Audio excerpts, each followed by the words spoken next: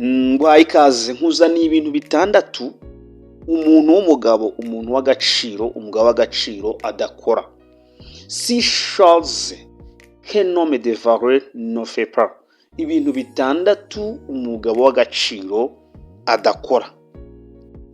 Icyambere, courir après une femme. Kwirukanka inyuma y'umugore. Umugabo w'agaciro, umugabo ufite agaciro, umugabo ugendana indangagaciro ntabwo yirukanka inyuma y'igitsina gore. Kwirukanka inyuma y'igitsina gore ni gute? Nuvuga ngo abagore bagira attention muri bo, bagira ikintu cyitwa ntibahubuka. Iyo umugabo w'agaciro asanze umugore cyangwa se umukobwa, iyo amugezeho agize icyifuzo runaka, cyane cyane nk'icyifuzo kijyanye no kuba muntuza muri relation amoureuse, kuba bajya mu bintu by'inkundo. Iyo umugabo agukeneye cyangwa se akeneye igitsina gore, akamupropose, akamubwira amarangamutima ye nuko amukunda, iyo umugore amuhakaniye arabyubaha.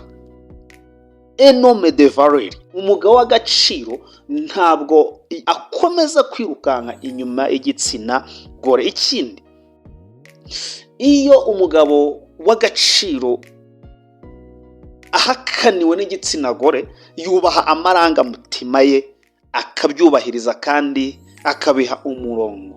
Niba wagiraga ikosa ryo kwirukanka no guhatiriza igitsina gore, cyangwa se ugashaka kugira ngo ibyo utekereza n'ibyo wumva ari byo umugore yumva, ugakomeza kugira esprit, umwuka wo guhatiriza, ntabwo uri un homme de valeur, uri umugabo udafite agaciro.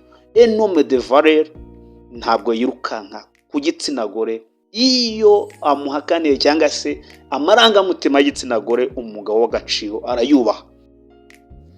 Un homme de valeur, icya kabiri, ne manque pas de respect à une femme. Nuvuga ngo ntabwo akora ikosa ryo kudaha agaciro umugore, kabone uwo ari we wese.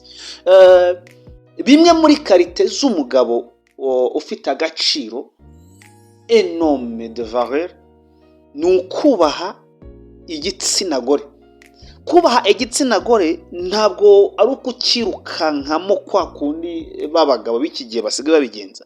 Kubaha igitsina gore ni ukubaha umugore wese, ukamutiritinga nk'umubyeyi, ukamufata nk'umubyeyi, ukamwubaha nk'umubyeyi. C'est ça un homme de valeur. Umugabo w'agaciro, umugabo ufite agaciro ntabwo abura icyubahiro akwiriye guha igitsina gore. Mu mibereho ye usanga afitemo respect à la femme, afitemo icyubahiro, yubaha umugore wese. Ntabwo ari ukuvuga ngo umugore wese ashobora kugukontorora nk'uko abonye n'iki. Oya, ahubwo we afitemo agaciro ko kubaha umugore aho ava akagera.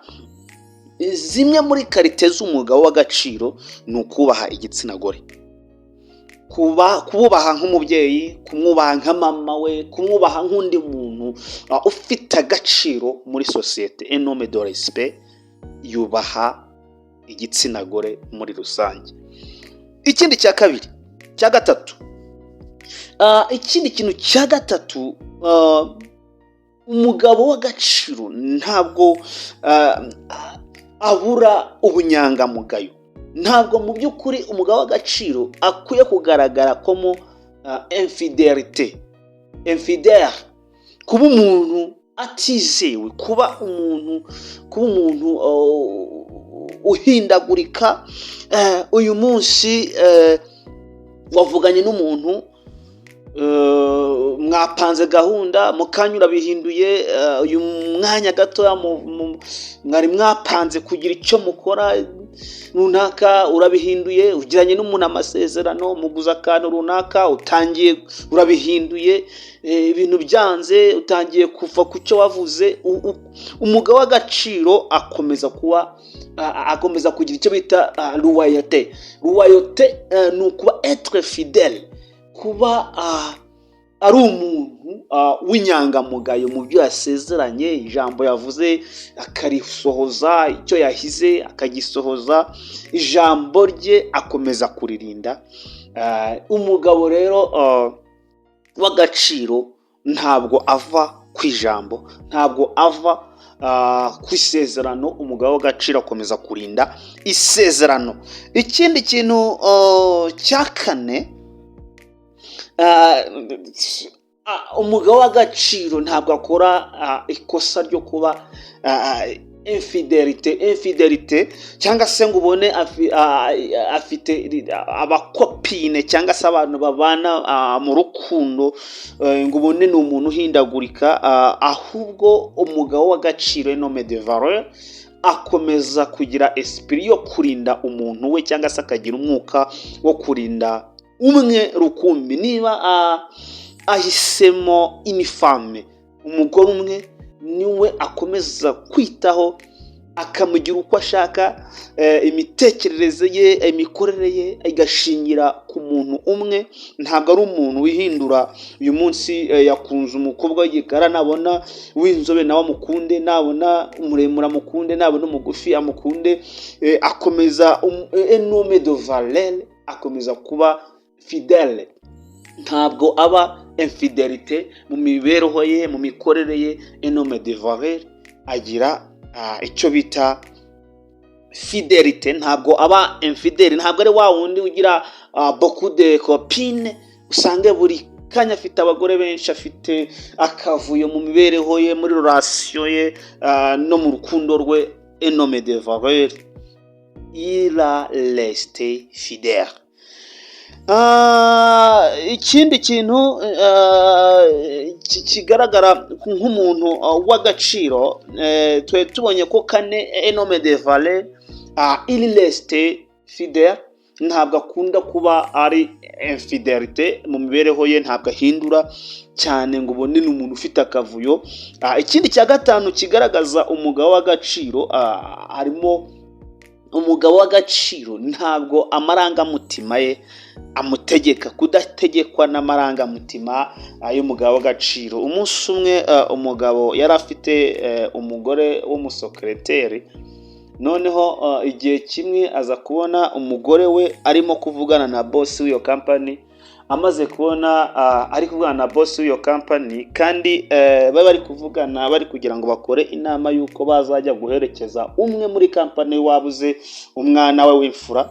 Umugabo abibonye arakara cyane, arataha, arafunga, ntugera mu rugo, nakubonye uvugana na boss wawe. Ariko mu by'ukuri icyo gihe ngo bavuganaga basa nkaho bafite amarangamutima mu maso, barebana agahinda kabishe. Ariko nyamara bavugaga uburyo ku nkuru ibabaje y'umuntu umwe wari wabuze umuntu mu muryango, kandi akabura umwana w'imfura. Ariko umugabo abibonye ahita ahindukira, ataha yarakaye. Ageze mu rugo ibintu byose arahubuka. Homme de valeur rero ntabwo amarangamutima amutegeka, abanza kureba icyabaye, ese byagenze bite, niyihe mpamvu yabayeho. Hari abagabo agataha ananiwe, yagera mu rugo ananiwe, ugasanga arimo kuvuga nabi, yabona akantu runaka, ikintu runaka, akavuga mbere yuko amenya ko byagenze. Homme de valeur ategeka amarangamutima ye, akabanza gushishoza. Icya gatandatu, homme de valeur ne fait pas. Ikintu cya gatandatu umugabo w'agaciro adakora ni négliger son apparence. Négliger son apparence, ntabwo akora ikosa yo kwifobya uko asa, uko agaragara. Ahubwo homme de valeur agira ikintu cyitwa icyizere, akagira confidence, akagira muri we ikindi kintu cyitwa ubwiyubahe. Homme de valeur usanga umugabo w'agaciro atera ipasi. Usanga umugabo w'agaciro si ngombwa ko yambara costume, ariko homme de valeur il faut habiller homme de son nom. agomba kwambara byibuze uburyo bw'igisa buboneye, niba yateye ipasi agatera ipasi neza, ntabwo ari kuba ibintu bihenze, yambaye ibintu bihenze, ntabwo ari kuba yambaye kositime ihenze enome de valeri, akora icyo bita kandi yambara neza avec responsabilité financière, yambara neza kandi birimo kugira responsabilité ku buryo adashobora kwambara neza, ntabwo ari ukwambara ibintu bihenze, ibintu bidasanzwe, ahubwo enome de valeri ariyubaha agakora ibintu bizima, ariko nanone ntabwo muri we yiyumvamo ko atari mwiza, ngo ni igikara cyangwa se arananutse. Enome de valeri néglige pas son apparence, ntabwo agira ikintu cyo kunegirija uko agaragara, uko asa, ahubwo agerageza guhagarara na confidence, akambara neza kandi ataruvuga ngo n'ibintu byamuhenze. Quand même enome de valeri yambara mu buryo bwitwa décemment, akambara mu buryo buboneye kandi buri wese ashobora kubaha. Murakoze cyane rero, ibyo ni ibintu bigaragaza umugabo w'agaciro. Ndimo ndabategura ibindi bintu bigaragaza umugore, une femme de valeur, umugore w'agaciro, ibyo adakora.